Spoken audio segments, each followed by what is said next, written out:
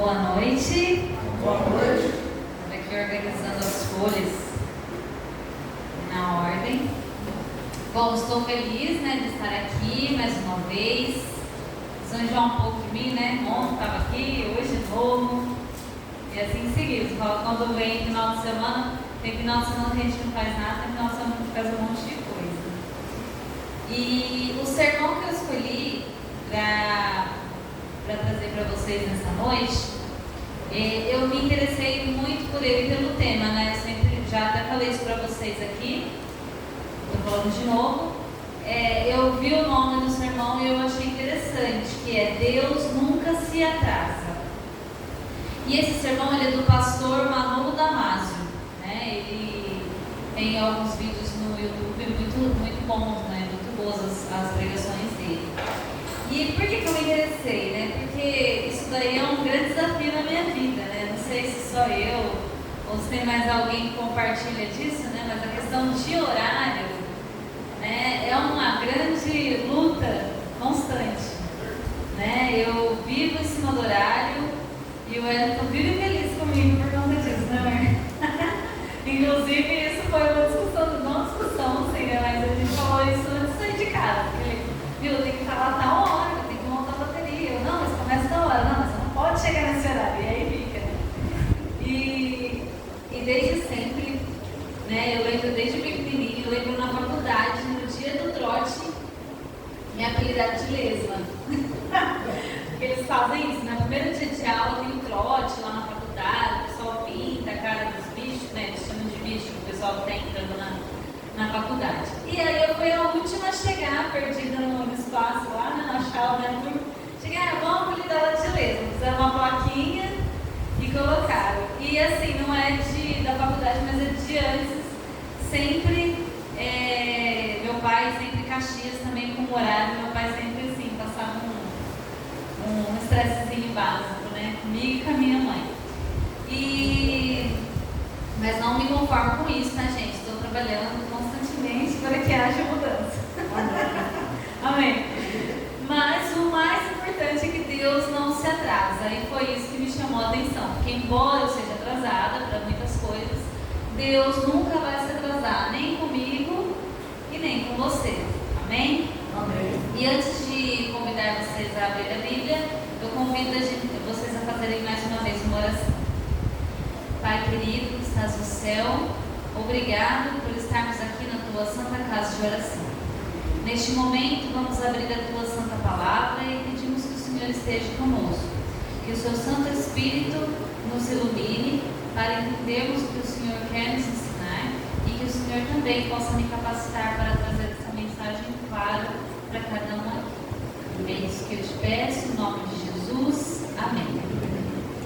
Bom, e o sermão, ele está baseado na passagem de João, no capítulo 11. Convido vocês, né, quem trouxe a Bíblia, ou quem acompanha pelo celular, né, abram suas Bíblias em João, no capítulo 11.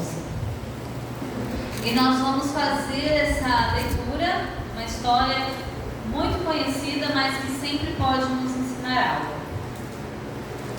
Amém? Vamos abrindo. A partir do versículo 1, fala assim: Estava enfermo Lázaro, de Betânia, da aldeia de Maria e Marta, e de sua irmã Marta. Esta Maria, cujo irmão Lázaro estava enfermo, era a mesma que ungiu com bálsamo o Senhor e lhe enxugou os pés com seus cabelos. Mandaram, pois, as irmãs de Lázaro dizer a Jesus: Senhor, está enfermo aquele a quem amas. Ao receber a notícia, disse Jesus: Esta enfermidade não é para a morte, e sim para a glória de Deus, a fim de que o Filho de Deus seja por ele glorificado. Ora, amava Jesus a Marta e a sua irmã e a Lázaro. Quando, pois, soube que Lázaro estava doente, ainda se demorou 2 dias no lugar onde estava. Depois disse aos seus discípulos: Vamos outra vez para a Judeia. E disseram os discípulos: Mestre, ainda agora os judeus procuravam apedrejar-te, e voltas para lá? Respondeu Jesus: não são 12 as horas do dia?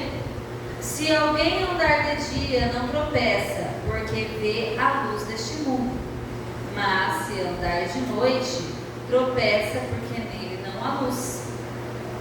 Isto dizia e depois lhe acrescentou: nosso amigo Lázaro adormeceu, mas vou para despertá-lo. E disseram-lhe, pois, os discípulos: Senhor, se dorme, estará salvo. Jesus, porém, falara com respeito à morte de Lázaro, mas eles supunham que tivesse falado do repouso do sono. Então Jesus lhe disse claramente: Lázaro morreu. E por vossa causa me alegro de que lá não estivesse, para que possais crer, mas vamos ter com ele. Então Tomé, chamado Dídimo, disse aos condiscípulos: vamos também nós para morrermos com ele. Chegando Jesus, encontrou Lázaro já sepultado, havia 4 dias. Ora, Betânia estava a cerca de 15 estádios de Jerusalém. Muito dentre os judeus tinham vindo ter com Marta e Maria para as consolar a respeito do seu irmão. Marta, quando soube que vinha Jesus, saiu ao seu encontro.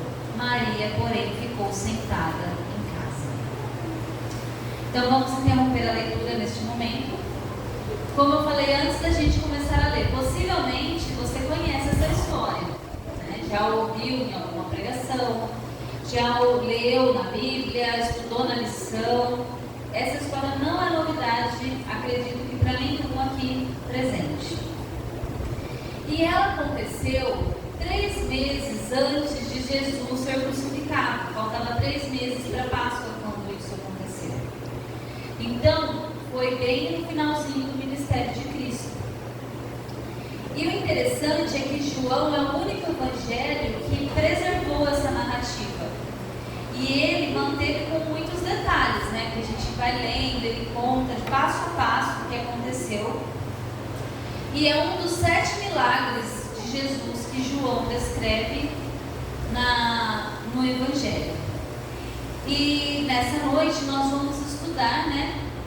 Um pouco mais essa história e tentar tirar algumas lições de como ela pode nos ajudar na nossa caminhada cristã.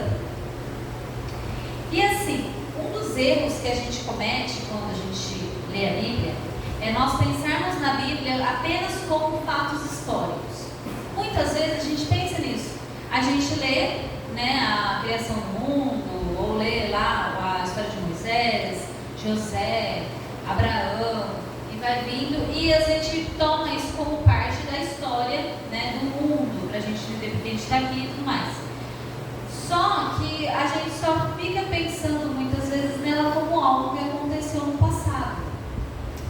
Mas toda a Bíblia, de Gênesis a Apocalipse, ela tem um propósito. E essas histórias que vocês conhecem, elas foram preservadas por algum motivo. Você já parou para pensar nisso?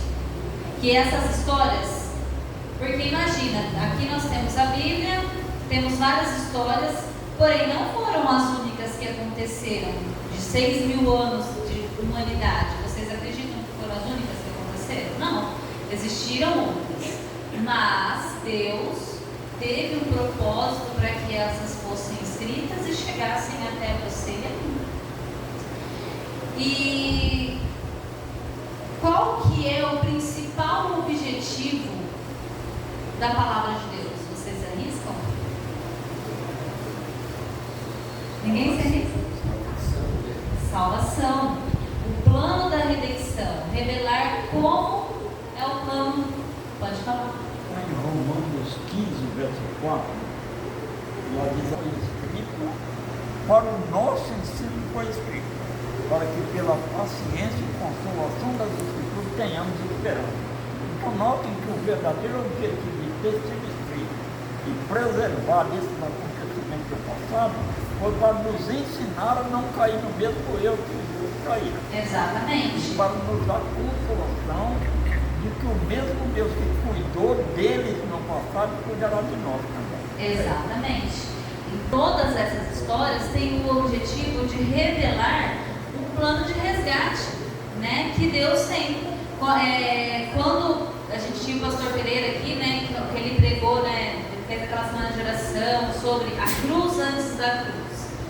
Tudo que acontecia no Antigo Testamento apontava para o Novo Testamento, né? Inclusive o santuário, o sacrifício, tudo apontava para Jesus, né? E o sacrifício de Jesus tem a ver com o plano de resgate, né? Com o nosso resgate. Então esse é o objetivo das Sagradas Escrituras, nos ensinar, nos dar perseverança, nos mostrar como é feita, como vai ser, né? Como foi elaborado o plano da salvação, né? E qual é a nossa parte nisso. Bom, mas voltando para a história, quem era essa família? Então a Bíblia, né, fala que eles eram de uma aldeia que ficava, né, aqui fala que, deixa eu ver se eu acho de novo aqui, Betânia. Eles ficavam em Betânia, era uma aldeia que ficava aproximadamente a 15 estádios de Jerusalém. Hoje um estádio, Na linguagem hoje diz 3 quilômetros. 3 quilômetros. Eu ia calcular mais ou menos aqui, 15 estádios tem por volta de 120 metros, né? Então, eu ia calcular mais ou menos 3 quilômetros andando. Não era longe, né, de Jerusalém. E imagina assim, a nossa cidade aqui é pequena. Então, quando eu vim de Bauru para cá, eu achava até interessante, porque eu ia andar na rua com ele e não é louco? Nossa, mas o candidato a vereador conhece todo mundo, que em Bauru é cada um por si, Deus por todos, né? Que é uma cidade que nem é tão grande. São Paulo então piorou, né? Você anda lá, se você mostrar, os passa por cima de você. Né? A gente foi para São Paulo uma vez com a família e a gente foi entrar no metrô e meu sogro de chinelo. Metrô não, era no trem, né? E a gente na Estação da Luz, parado lá, e aí o trem chegou e o povo 6 horas da tarde, você imagina, né? E o meu sogro de chinelo foi entrar, um pisou no chinelo dele e ficou tentando ir pra frente e pra trás, pra você quase passar em cima dele. E a minha sogra também teve uma hora de sair lá, tá bom levando ela embora, né? Os interioranos na capital acontece esse tipo de coisa, né? Normalmente. E na cidade pequena, todo mundo conhece todo mundo, né? Aqui o pessoal já conhece, em Goianás, então você vai lá, 3 ruas já acabou a cidade, né? É um distrito daqui. Então você imagina, Betânia era uma cidadezinha, todos se conheciam ali, né? E como era próxima a Jerusalém, possivelmente eles tinham amigos ali na cidade próxima, né? Então era uma família, né, conhecida, acredito eu. Só que eles também eram muito amigos de Jesus. Eles não eram apenas conhecidos. Né? Na nossa vida a gente tem amigos. A gente conhece pessoas e essas pessoas têm muitas afinidades, né, com a gente e desenvolve aquela amizade. Né? Então são pessoas que a gente gosta de estar junto, comer, sair, né? E Jesus, com relação a Maria, Marta e Lázaro, era assim. Eles eram super amigos, não eram qualquer pessoas, né? Até a Bíblia diz aqui que Maria era aquela que tinha lavado os pés de Jesus com bálsamo e secado ele com seus cabelos. Então existia ali uma relação muito forte de amizade. Quando Jesus ia para Betânia, Jesus ia lá, ficava hospedado lá, comia lá, né? Sempre era bem recebido. E o interessante é que aqui no versículo 3, né, quando falam que eles mandam, né, o mensageiro lá avisar Jesus, elas tratam, né, Senhor, está enfermo aquele que me ama. Então, mesmo tendo essa amizade, elas reconheciam a autoridade de Jesus. Elas reconheciam que ele não era qualquer pessoa, não era qualquer amigo, né? E aí diz assim, Senhor, né, não perderam o respeito com ele. Só que interessante que elas frisam na hora da mensagem, né, que o mensageiro apenas levou uma mensagem. Elas frisam que Lázaro, aquele a quem o Senhor ama. Então, foi para dar bastante ênfase, né? Então, assim, a situação dele está preocupante ali. E aí elas frisam, fala que é o Lázaro aquele a quem ele ama, o mensageiro. Fala que é Lázaro, para não acontecer de ser um outro dia, ele pensar que era outro Lázaro, que era outro. Não, é Lázaro, aquele quem o Senhor ama. E aí então, o mensageiro chegou. E qual foi a resposta de Jesus? Essa doença não é para a morte. Diga isso, tá? Falou para o mensageiro, fala para elas que essa doença não é para a morte. E lá foi o mensageiro voltando lá para Betânia, né, para avisar. Chegou lá, imagina a ansiedade, né, de Marta e Maria. E aí, você foi lá, você falou com ele? Não, eu falei, eu dei a mensagem para vocês. Mas qual que foi a mensagem? Qual foi a resposta? Que ele falou que essa doença não é para a morte. Não, mas ele falou com algumas palavras, ele falou que a hora que ele vem. Não, ele só falou essa doença não é para a morte. Era a resposta, será que eles queriam ouvir? Eu acho que ela, na verdade, queria ver o mensageiro chegando para Jesus, né? E aí não foi a resposta que elas tiveram de primeiro. E aí então elas tiveram que lidar com aquela resposta que não era que elas queriam ouvir, né? E tá bom, não é para a morte. Então, meu irmão não vai morrer, embora ele esteja muito doente, não vai ser isso que vai acontecer. E aí então começou, né? Elas começaram a perceber que a febre não abaixava, que Lázaro não estava bem. E por mais que existisse aquela esperança da mensagem de Jesus, que essa doença não é para a morte, não estava acontecendo isso. Lázaro não estava melhorando. E aí chamaram o médico e o médico examinou e de repente Lázaro morreu. E aí o médico sai do quarto dali de Lázaro e fala assim: olha, infelizmente o seu irmão faleceu. E aí aquela confusão, né? Mas como assim? Jesus falou que não ia morrer, que não era uma doença de morte. Como assim ele morreu? E aí começou, né, aquela confusão, imagina, né, na cabeça delas, e as pessoas, né, porque acredito eu que as pessoas, por conhecerem eles, iam visitar, iam querer saber, né? E aí logo aquela notícia que Lázaro tinha morrido se espalhou ali por Betânia, como toda notícia se espalha numa cidade pequena. E aí, imagina a indignação das pessoas. Nossa, Lázaro morreu, Jesus não veio. Mas Jesus não curou lá, não ressuscitou a filha do Jairo lá, que Jairo foi lá, pegou Jesus pela mão, levou até na filha dele lá. E não ressuscitou ele? Mas, e não ressuscitou também aquele filho da viúva lá de Naim, que estava sendo sepultamento, ele parou o sepultamento no meio do caminho e acordou o menino? E não foi, ele também não ressuscitou, sarou aquele cara lá, que ele era só funcionário do centurião, era o servo do centurião, e Jesus, e por que? Ele é tão amigo, frequenta a casa, vai lá, Lázaro ajudou tanto ele, por que ele não veio, não sarou, não curou Lázaro? E aí você imagina Marta, Maria, desiludidas, porque quando cada um aqui, né, já passou por uma situação difícil, eu tenho certeza, e quando aperta, sempre tem aquela pessoa que você sabe que você pode contar, não tem? Não tem aquela pessoa que você lembra e fala, não, eu posso contar com ela, eu posso chamar ela. E Maria e Marta tinham essa referência com Jesus. Era ele que podia fazer qualquer coisa ali. Então, é a pessoa que elas chamavam. E a pessoa que elas mais contavam naquele momento nem estava lá. Imagina o velório, né? Elas passando bálsamo no corpo de Lázaro, enrolando com umas faixas, né? Que era de costume da época fazer isso, né? Limpar o corpo, embalsamar e passar, enrolar com faixas, né? Antes de enterrar. E sepultar, né? Na verdade.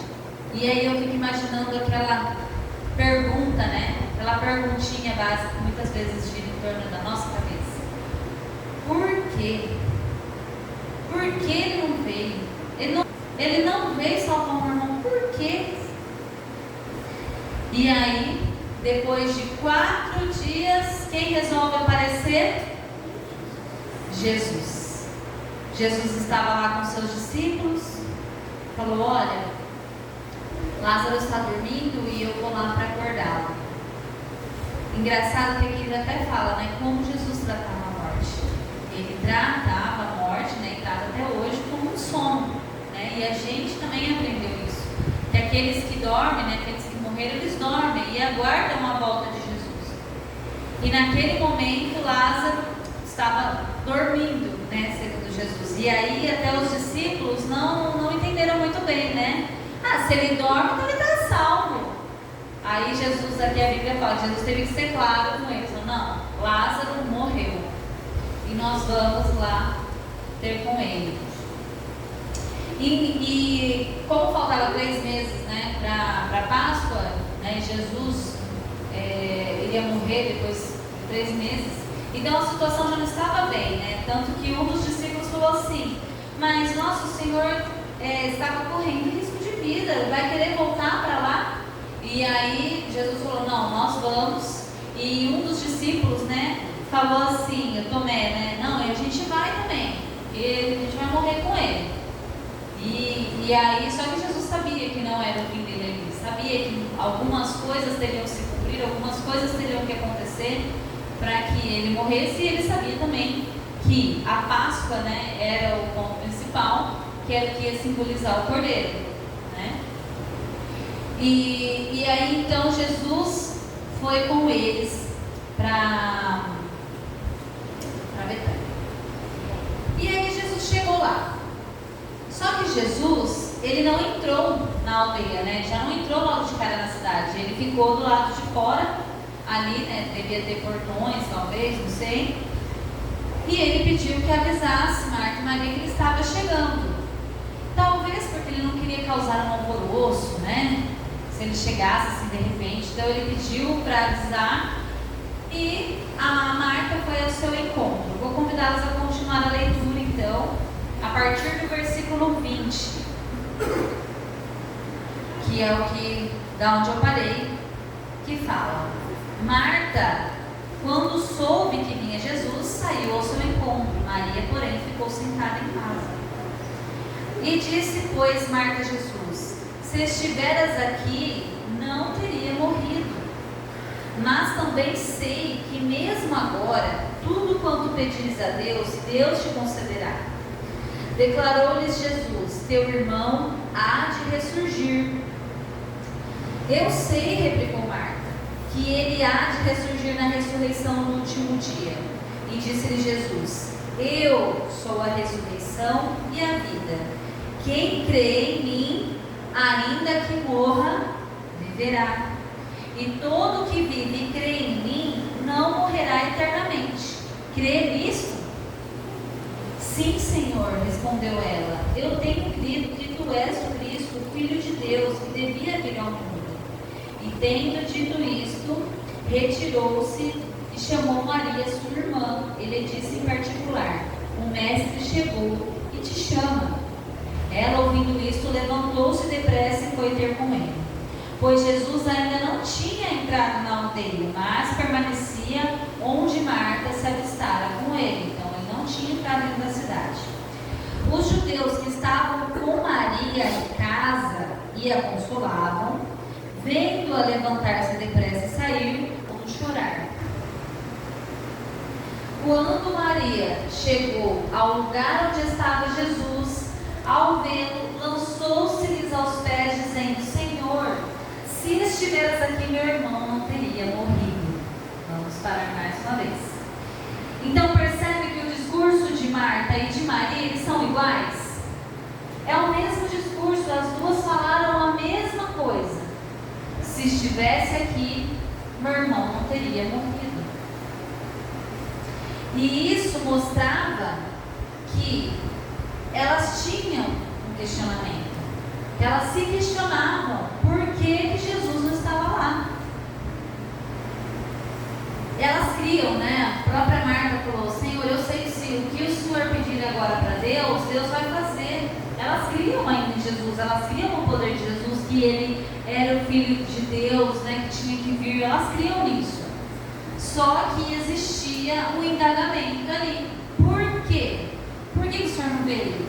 Porque Deus, Ele conhece. Ele conhecia a situação ali de Maria e Marta. Ele conhecia o coração partido delas, conhecia os sentimentos que elas estavam tendo naquele momento. Assim como Ele conhece os sentimentos e a situação de cada um aqui. Ele sabe se você está feliz, Ele sabe se você está triste, ou se você está preocupado com alguma coisa, ou se você está almejando algo. Ele sabe de tudo. Ele conhece cada situação, Ele conhece a situação de cada vida. Aqui na igreja, com certeza, existem muitas pessoas de fé. Com certeza vocês estão aqui hoje, vocês acreditam em Deus. Existe fé aqui, mas eu também tenho certeza que existe questionamentos, existem indagações, existem perguntas que vocês fazem a Deus. Quem é que nunca se deparou, né, assim como ontem, quando o pastor pregou sobre Jó, né, e falou sobre as atrocidades que acontecem neste mundo? Quem é que nunca, nossa, mas por quê? Por que acontecer isso com uma criança, ou com um adulto, ou com uma pessoa idosa? Por quê? Por que acontece? Embora nós tenhamos fé, os questionamentos muitas vezes pairam nas nossas cabeças. Tudo que é feito aqui nessa terra é registrado. A gente sabe, está escrito, existem livros. Então, se você é bom, se você é mau, alguma coisa ruim que você fez, ou alguma coisa boa, ainda que seja pequena, será anotado. E um dia, esses livros serão abertos. E Deus, mesmo que nós sejamos pequenos, a gente não merece nada disso, mas mesmo assim Deus ainda se preocupou de um dia abrir esses livros e explicar: olha, aconteceu isso na sua vida por conta disso. Olha, aquela criança se foi por conta disso. Aquela guerra aconteceu por conta disso. Mesmo assim, Deus decidiu que um dia Ele vai explicar tudo o que aconteceu aqui neste mundo para nós entendermos o porquê. Ellen White fala que se nós tivéssemos a visão que Deus tem das coisas, nós não mudaríamos nada. Até aquelas coisas que nos causaram sofrimentos, nós deixaríamos do mesmo jeito. Porque Deus, Ele tem uma visão perfeita. Ele sabe, Ele vê por trás. A gente não, a gente enxerga com os nossos olhos humanos, com as nossas limitações humanas. Maria e Marta, elas estavam com o coração partido. Elas sabiam que se Jesus estivesse lá, Lázaro jamais teria morrido. Porque só de Jesus entrar na casa, sim, acho que a doença de Lázaro já seria curada. De tamanho poder e de tamanha fé que elas tinham em Jesus. Mas Ele chegou 4 dias depois, atrasado. Atrasado? Ele estava atrasado? Quem acha que Jesus está atrasado? Deus não se atrasa. Ele sempre está na hora certa. Muitas vezes, na nossa significância, a gente acha que se nós estivéssemos no lugar de Deus, a gente faria tal coisa, melhoraria ali, não deixaria, né? Mas não, Deus sabe de tudo. Ali, mesmo na época de Jesus, Jesus viveu na terra por 33 anos. Os discípulos também tiveram o poder de fazer milagres, né? Deus também enviou o seu poder a eles. Mas naquela época, mesmo com esse poder, mesmo com Jesus ali, nem todas as pessoas foram curadas, nem todas as pessoas foram ressuscitadas. E uma delas é João Batista, que a gente conhece, que trabalhou tão arduamente para a obra de Jesus, e ele estava lá na cadeia, né? E mesmo assim ele morreu. Jesus podia ter ido lá tirar ele, ele fez tanto, mas nós não entendemos os planos de Deus, nós não olhamos com os olhos de Deus, a gente olha com o nosso olhar humano. E naquele momento, quando Deus viu, né, Maria, né, Ele viu que tinha 2 almas ali para cuidar, né, Marta e Maria, 2 corações partidos. E vamos então continuar a leitura, versículo 32. Quando Maria chegou, dizendo: Senhor, se estiveras aqui, meu irmão não teria morrido. E Jesus, vendo a chorar, e bem assim os judeus que a acompanhavam, agitou-se no espírito e comoveu-se. E perguntou: onde os sepultastes? E eles lhes responderam: Senhor, vem e vê. E aqui está, né, o menor versículo da Bíblia. Jesus chorou. Jesus sabia do milagre que ele ia fazer.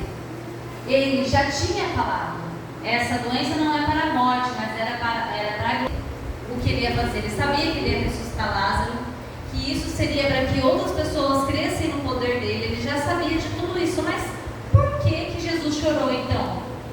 Se ele já sabia que Lázaro ia ressuscitar. Em 2017, quando eu perdi meu irmão, foi na Páscoa, né? Foi no dia 16 de abril de 2017, meu pai me ligou. Ele não ligou para minha mãe. A gente estava lá em Curitiba, na casa dos tios meus, que a gente sempre vai para lá na Páscoa.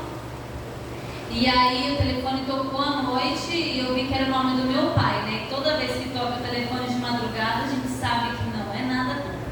Pai, e eu já atendi assim: pai, tá tudo bem? Nem falei alô, né? Ele falou: não tá bem. Seu irmão sofreu um acidente de moto e morreu. Ele já mandou logo sem rodeios, né? E aí eu fiquei nervosa, a gente acordou meu tio e minha tia. E eu não tinha coragem de acordar minha mãe, porque minha mãe estava dormindo e estava tudo bem com ela estava bem, ela estava dormindo e eu não queria acordar, porque eu falei assim: gente, como que eu vou acordar minha mãe para dar a pior notícia da vida dela? Aí eu falei: eu não vou falar, e aí meu tio, né, que prontamente, né, falou assim: não, a gente fala com ela. Então meu tio foi, aí já prepararam uma água com açúcar. Aí ele entrou no quarto e fiquei do lado de fora. Eu não tive coragem. E por quê? Eu não aguentava dar a pior notícia, deixar minha mãe sofrer, sabe? Fazer ela chorar, imagina. E meu tio fez isso por mim naquele dia. E eu fico imaginando Jesus. Ele já sabia o que ele ia fazer, só que ele via a tristeza, ele via a desilusão ali de Maria e Marta. Ele falou assim, imagina, né, o sentimento dele. Ellen White, ela fala também sobre Jesus. Ele não via só aquele momento, ele via além. Ele via que muitas pessoas que estavam ali presenciando aquele milagre iriam crucificá-lo alguns dias depois. E ele não via só naquele momento, ele via, né, se vocês pegarem Desejados de Todas as Nações e ler essa parte da história de Lázaro, fala que ele via o futuro, que ele via como as pessoas se perderiam, como as pessoas perderiam a direção e como muitos esqueceriam do que ele fez. Então Jesus ali, ele sentiu uma empatia enorme por Maria e Marta e por saber que tantas outras pessoas também passariam por isso, perderiam talvez seus filhos, seus pais, tios, entes queridos. Jesus, ele era muito empático, ele se colocava no lugar das pessoas, ele realizava milagres personalizados. Nenhum milagre que Jesus fez foi à toa. Ele não saiu, ele podia, né, curar todo mundo, ressuscitar todo mundo, mas como a gente já falou, todas as histórias escritas aqui têm um objetivo. E Jesus, então, ele fez outro milagre. Por exemplo, o paralítico, aquele que desceu pelo teto. Jesus, antes de falar, toma sua cama e anda, Jesus falou, os seus pecados estão curados. Porque era aquilo que ele precisava ouvir. Ele precisava se sentir perdoado de alguma forma. Porque naquela época se ensinava que toda doença que vinha era por culpa de um pecado seu ou por culpa de pecados da sua família. Então Jesus falou, os seus pecados estão curados. Era o que ele precisava ouvir. Um leproso também que Jesus curou, ele tocou naquele leproso, sem poder tocar, porque quem tocasse era considerado imundo. E a Bíblia fala que Jesus tocou o leproso.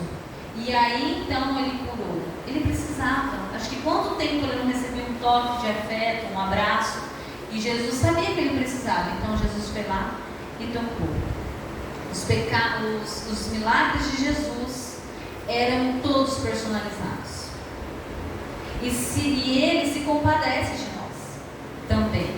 Ele não se importa se os seus problemas foram causados por injustiça mesmo do mundo, ou se foram causados por próprias escolhas suas. Ele não se importa com isso. Ele se compadece de você. Assim como uma mãe, um pai que ama muito seu filho, e mesmo vendo ele fazendo as coisas erradas e você corrigindo, quando acontece dele se chorar, se machucar, você se compadece do seu filho, porque você o ama. E Deus é da mesma forma. Deus é da mesma forma. Deixa eu ver só onde eu vou. Deus, ele tem tudo sob controle. Ele sabe como resolver os seus problemas. Mas ele também quer salvar a sua alma. Então, se ele precisar deixar você passar por uma dificuldade a mais para te ensinar alguma coisa, ele vai deixar. Deposite as suas dificuldades na mão de Deus. Deposite os seus sonhos nas mãos de Deus. E confia nele. Isso se chama fé. Você acreditar, você depositar os seus sonhos, todas as suas coisas na mão dele, mesmo sem saber se isso vai dar certo ou não. É isso que se chama fé. Vamos continuar a leitura agora a partir do versículo 36. Então disseram os judeus: vede quanto amava. Mas alguns objetaram: não podia ele, que abriu os olhos do cego, fazer que este não morresse? Jesus, agitando-se novamente em si mesmo, encaminhou-se para o túmulo. Era este uma gruta, cuja entrada tinha posto uma pedra. Então ordenou Jesus: tirai a pedra. Disse-lhe Marta, irmã do morto: Senhor, já cheira mal, porque já é de 4 dias. E respondeu-lhe Jesus: não te disse eu que, se creres, verá a glória de Deus? Jesus, ele não foi a Betânia para dar um show. Nossa, fazer o milagre. Então, não. Ele foi lá para mostrar a glória de Deus, para mostrar o poder de Deus. Assim como ontem também foi falado aqui, né? Seria muito fácil se Jesus exterminasse, com Satanás e tudo mais. E aí as pessoas, os anjos, duvidariam talvez do poder dele, da justiça dele. Mas se ele mostrasse apenas o poder, as pessoas não iam amá-lo pelo que ele é, e amar pelo poder que ele tem. E Jesus quer, Deus quer ser amado pelo amor que ele tem por nós. Da mesma forma que ele nos ama, ele quer ser amado. Ele não que ele precise do nosso amor, mas ele nos ama e ele quer que as pessoas o conheçam pelo amor que ele tem por nós, como ele cuida, e não só pelo poder. Jesus então fala para as pessoas, retirem a pedra, Ele viu lá aquela sepultura, e aí ele lá, antigamente não se faz como hoje, mas no tempo deles lá, aqui a gente enterra as pessoas, talvez com crema, talvez, lá eles colocavam uma gruta e tampavam com uma pedra. E aí então Jesus pede que eles retirem a pedra. E com certeza essa reflexão você já ouviu sobre a colaboração humana quando se trata de um milagre de Deus.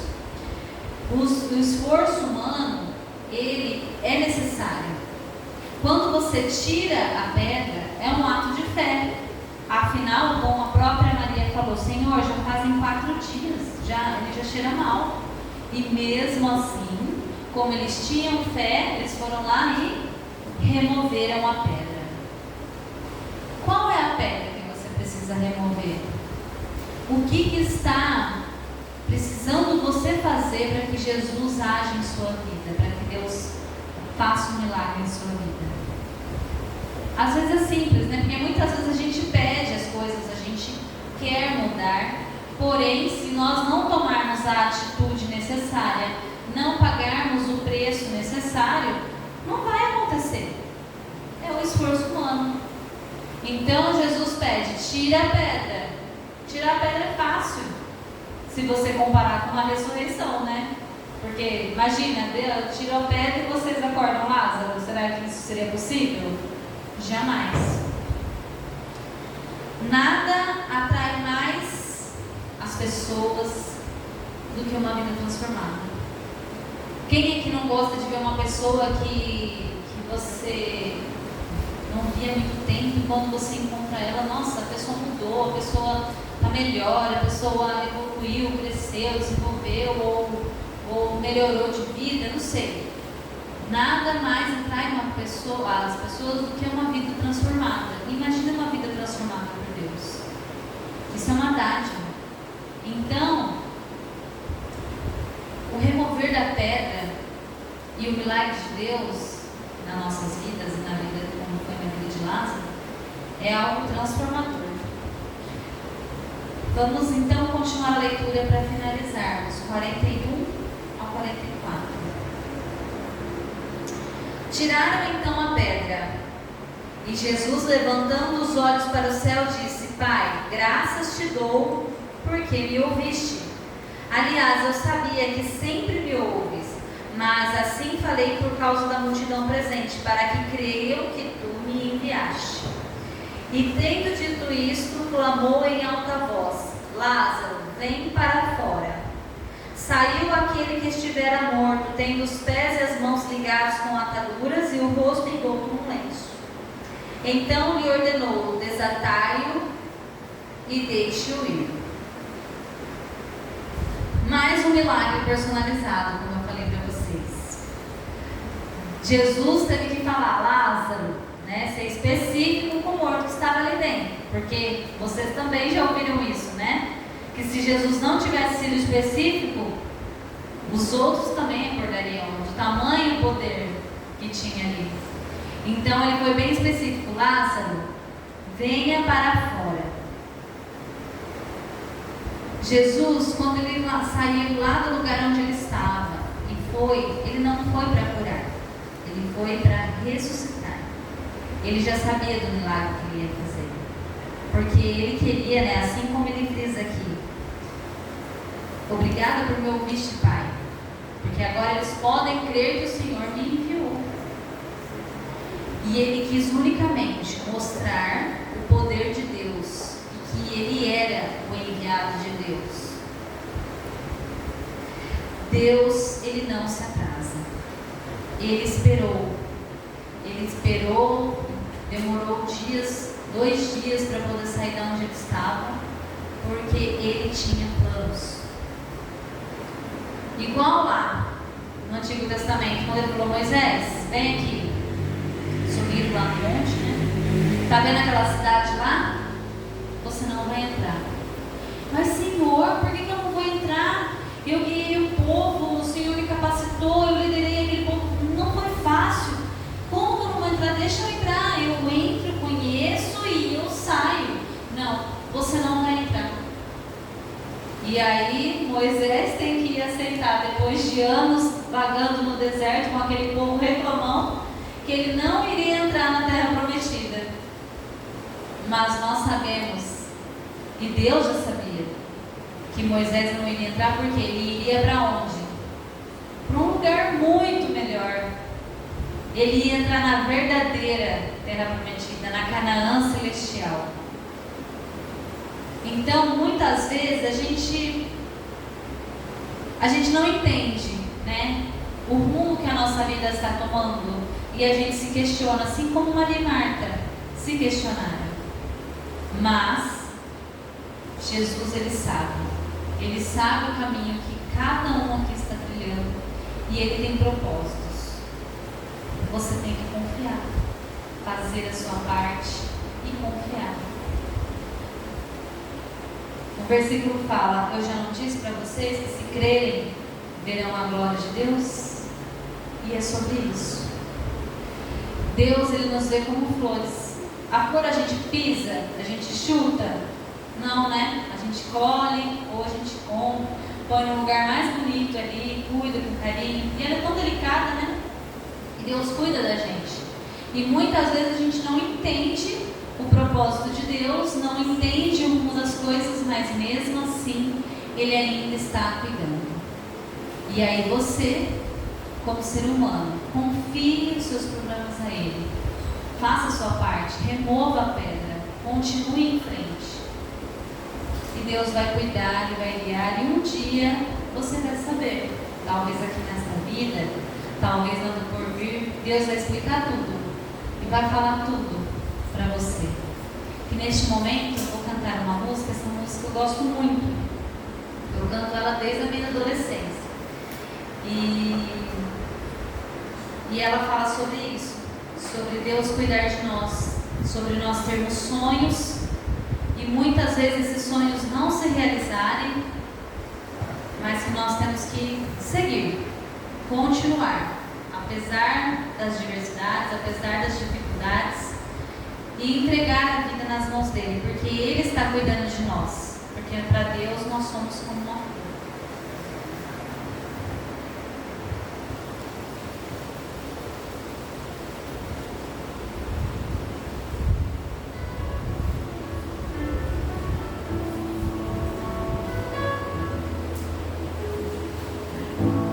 Você está parado na encruzilhada, olhando a montanha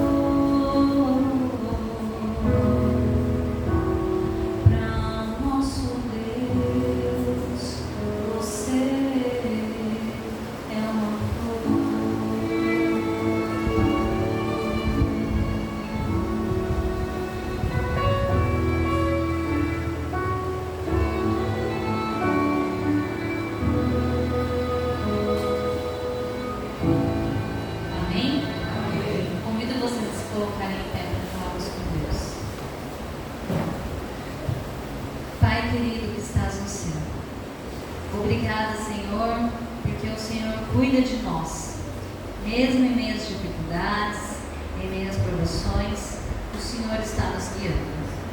Nos ajude, Senhor, a termos confiança em Ti, a termos fé em Ti, apesar dos nossos questionamentos, apesar de não entendermos, que nós possamos confiar nos Teus planos para as nossas vidas. Perdoe se a gente duvida, perdoe se muitas vezes a gente quer desistir, mudar o nosso rumo, mas que a gente aprenda, Pai, a confiar, depositar todas as nossas ansiedades, depositar todos os nossos sonhos em Suas mãos e esperar, ó Deus, porque o Senhor tem a melhor solução. E embora a gente não entenda agora, que sabemos que o Senhor um dia vai explicar, vai nos mostrar o porquê a nossa vida tomou o rumo que tomou. Fique conosco, ó Deus, nessa semana, que o Senhor possa nos guiar e que nós possamos ser fiéis a Ti, ó Deus, acreditando e